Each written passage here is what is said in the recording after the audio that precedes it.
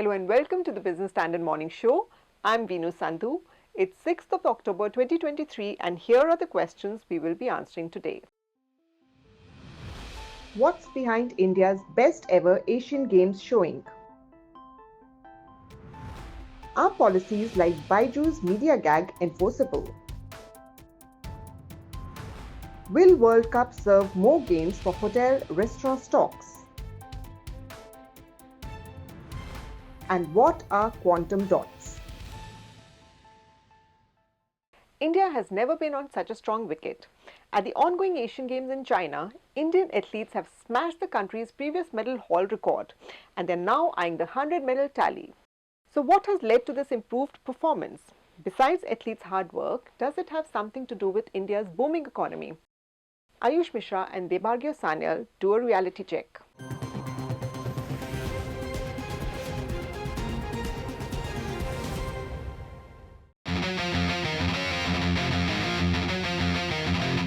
Ab ki baar 100 ke paar.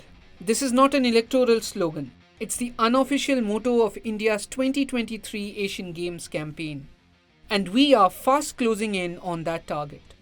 The Indian team has secured an impressive 84 medals so far, comprising 21 gold, 31 silver and 32 bronze at the 19th edition of the Games being held in Hangzhou. This achievement surpasses India's previous record of 70 medals from the 2018 Asian Games in Jakarta, Indonesia. Driving this medal pursuit are rising sports stars from India's small town and hinterland. Among them is 24-year-old Ram Babu Kol from Bahura village in poverty-stricken Sonbhadra district of Uttar Pradesh, who secured a bronze medal in the 35-kilometer race walk event at the Asian Games. Avinash Sable from Mandwa, Bir district of Maharashtra, won gold in the 3,000-meter steeplechase and a silver in the 5,000-meter event. Then there is Sutirtha Mukherjee and Aihika Mukherjee from Noihati, West Bengal, who clinched the bronze in table tennis women's doubles. The rise of small-town players indicates a deeper penetration of sports facilities, better training equipment, and opportunities down to the very grassroots. According to a research paper titled The Relationship Between Sports Industry Development and Economic Growth in China, published in the Ukraine-based finance journal /e-Financy, there is a high correlation between the sports industry and economic development. The development of the sports industry corresponds to a certain level of economic growth of a country, while the development of the sports industry at a certain stage will have a multiplier effect, the paper says. India's performance in sports therefore has a link with its buoyant economic conditions. According to the IMF, India's economy is expected to register an estimated GDP growth of 6.1% in 2023 and 6.8% in 2024. India, already the fifth largest economy in the world, is expected to become the third largest within the next 5 years. A robust GDP leads to better health, education, and sports facilities. Indian athletes are also benefiting from global training opportunities. The recently held G20 meetings in India also emphasized on collaboration through sports. During the G20 meet in Jammu and Kashmir, the local administration launched a large-scale initiative to engage youth of all 20 districts of the Union Territory in promoting sport. I would mainly attribute it to the growing, investment that we're making in sport. We were, as an economic power, we have been gradually increasing every year and getting better and better and better. But I think over the last few years, we have finally started investing in sports. We have been taking it to, the smaller towns. It does reflect on on India's stature as a growing economy, and in turn, it has made a huge impact on the sports fraternity.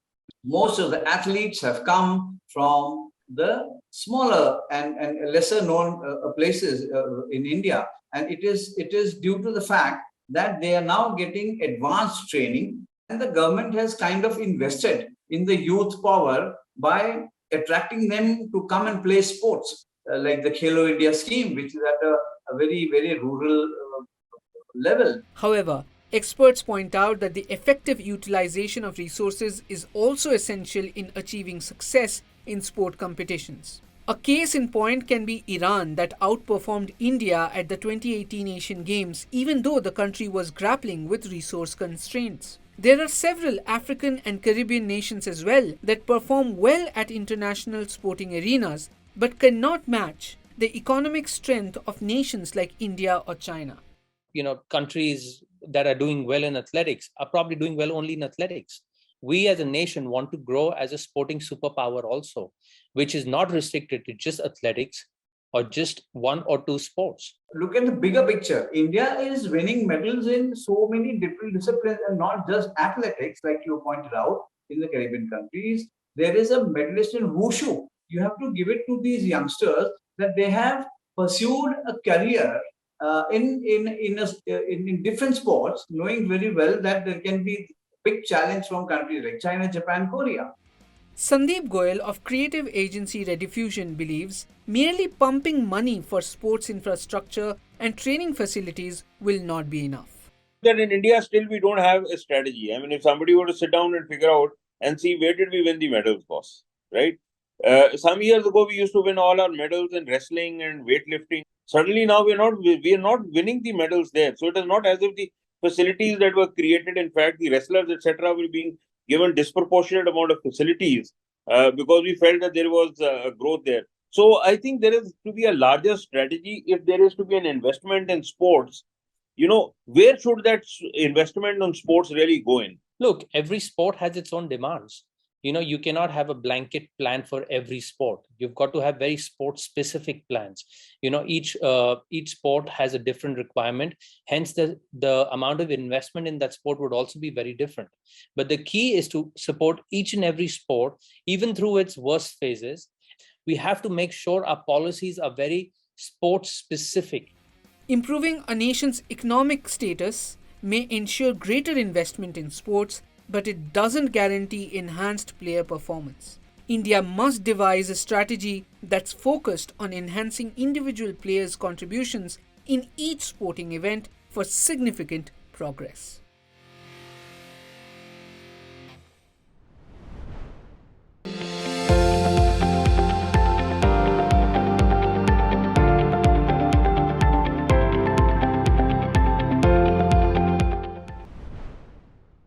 Not just athletes, India's startups are also making a mark across the world. But one of them, edtech major Byju, has been batting on a sticky wicket for some time now.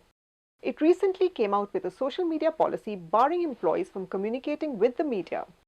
But is such a media gag legally enforceable, and what about the garden leave clause and other contracts between employers and employees? Tariq Ahmed digs into the details.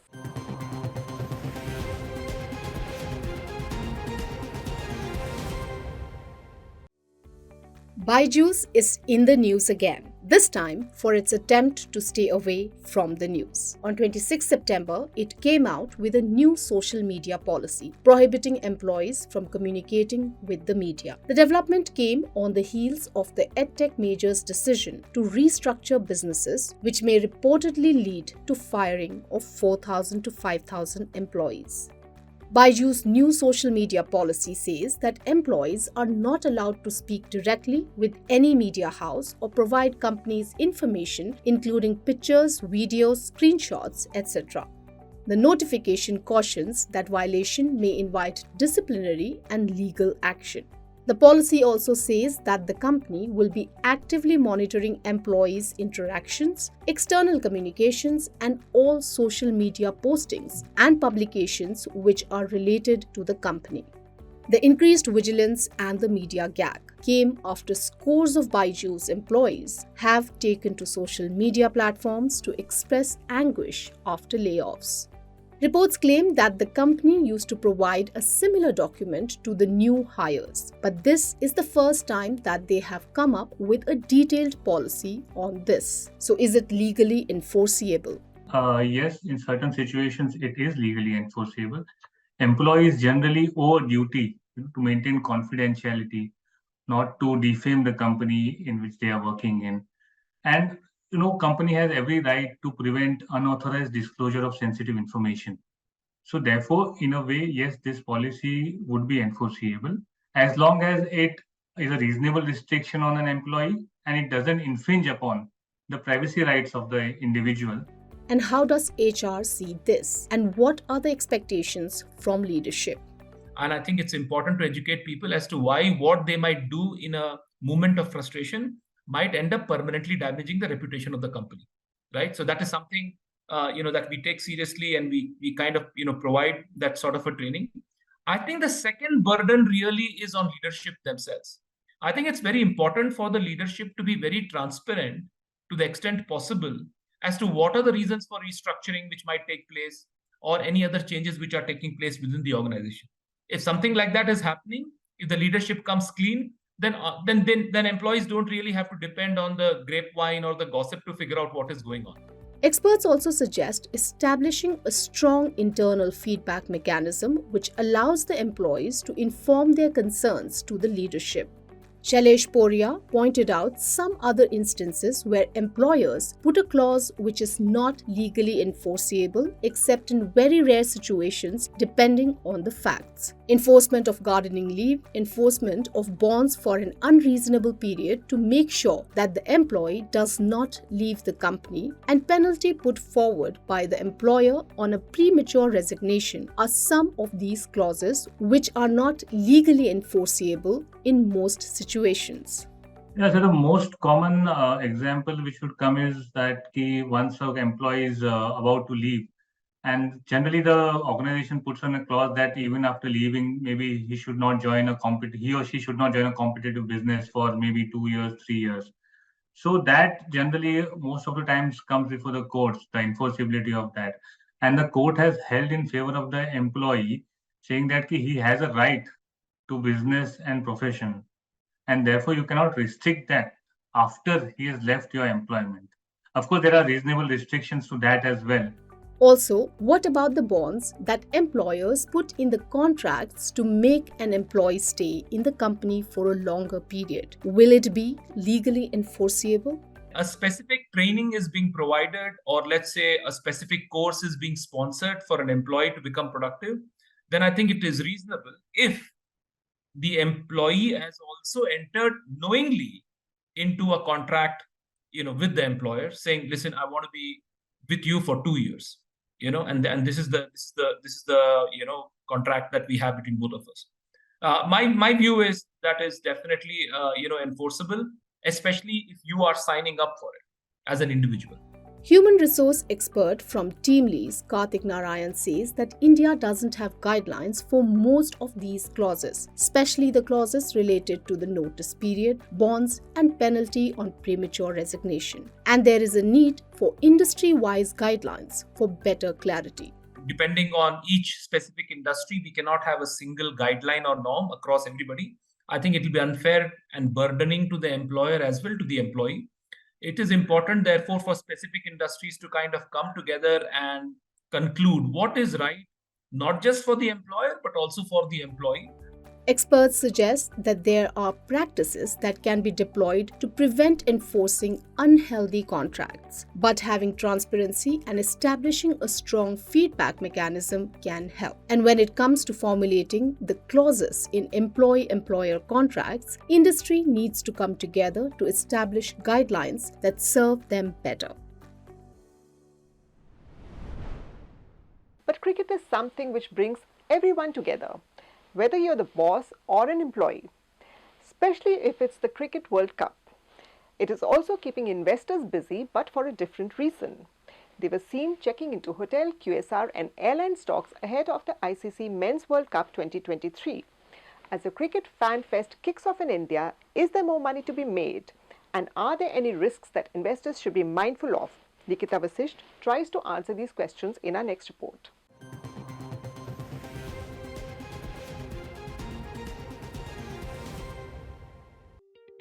Stock market investors have raked in moolah ahead of the ICC Men's World Cup, which began in India on October 5.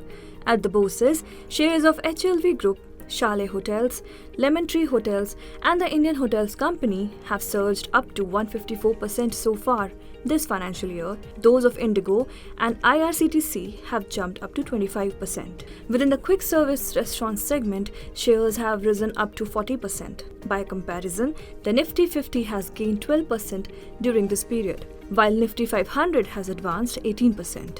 But as the World Cup season kicks off, is there more money to be made in these stocks? Obviously, the benefit of a World Cup will be there in 3Q, and especially in host cities, we will see the rates go through the roof.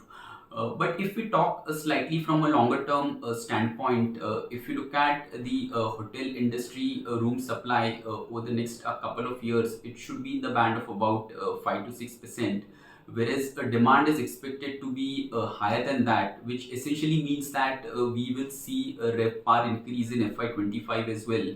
So our sense is that the hotel industry still has some legs from here on. According to a Jefferies report, average rates for the World Cup match days are up by 150% for select hotels compared to the week prior to match day. Some room rates have gone up to the extent of 13 times. That said, while the World Cup and year-end festive and holiday season is keeping analysts bullish on hotel stocks, they remain concerned about the airlines and QSR sectors. The domestic demand for airlines took off due to the festive season and Cricket World Cup. Therefore, the air traffic will soar high in the cloudy airspace, benefiting the aviation industry. However, the potential challenges should not be overlooked. Crude oil prices have reached $95 per barrel in 2020-23, the highest levels this year. If these elevated prices persist, they could drive up the airline fuel cost, potentially impacting the company's margin profile. On October 1, aviation turbine fuel prices for domestic airlines were hiked by 5%, pushing prices to their highest level since November 2022. Parul Rao of Samco thus advises investors to stay away from airline stocks for now. As regards QSRs, analysts believe investors need to keep a watch on the margin trajectory of related players as retail inflation remains above 6% in India. Motilal Oswal Financial Services picks Varun Beverages, United Spirits and Zomato to play the consumption theme. Overall, as consumption-related stocks hit the ball out of the park ahead of the ICC Men's World Cup, analysts suggest investors buy selective stocks on declines. On October 6, all eyes would be on the Reserve Bank of India's monetary policy outcome.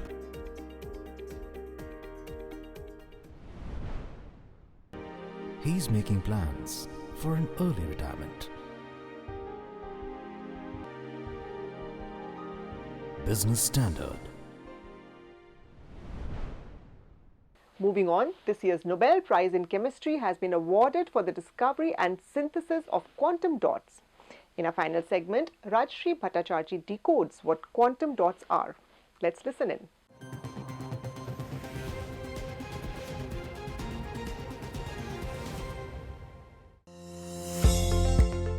Quantum dots are man-made nanoscale crystals which are widely used to create colors in flat screens and in LED lamps.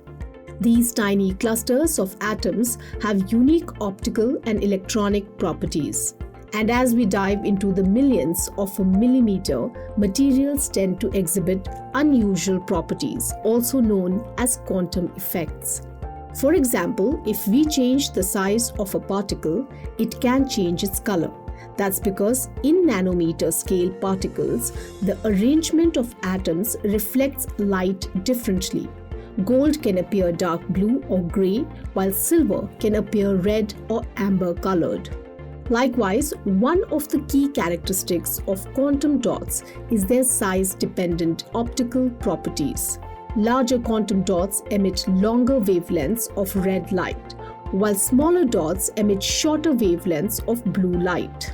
This is unusual in classical physics. Normally, if you want to paint 3 boxes, red, blue and green, for each of these colors, you will use different molecules and constellations of atoms.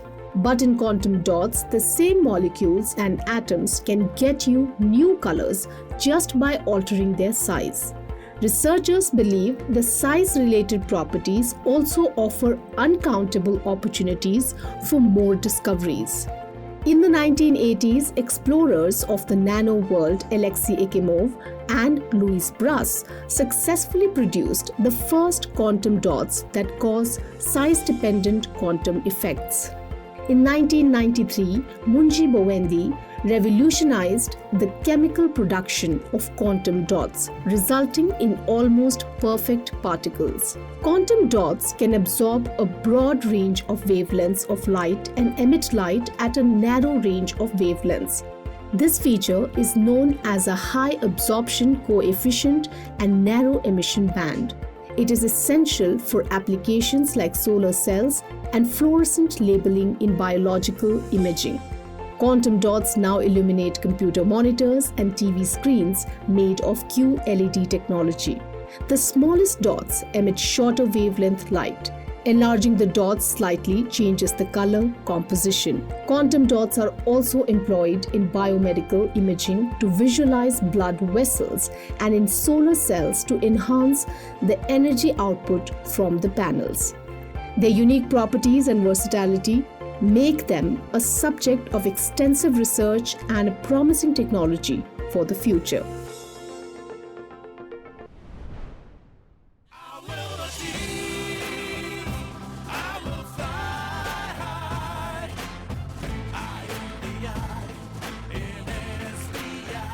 I'm backed by the nation's trusted bank, SBI, the banker to every Indian. Entrepreneurs and scientists around the world are passionately working to solve global energy and agriculture problems with nanomaterials.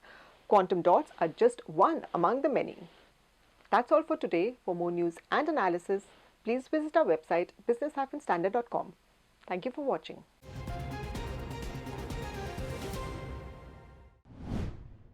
If you like this video, share it and subscribe to Business Standard. For more news, views and insights, log on to www.business-standard.com. Do also follow us on YouTube, Twitter, Facebook, Instagram, Telegram and LinkedIn.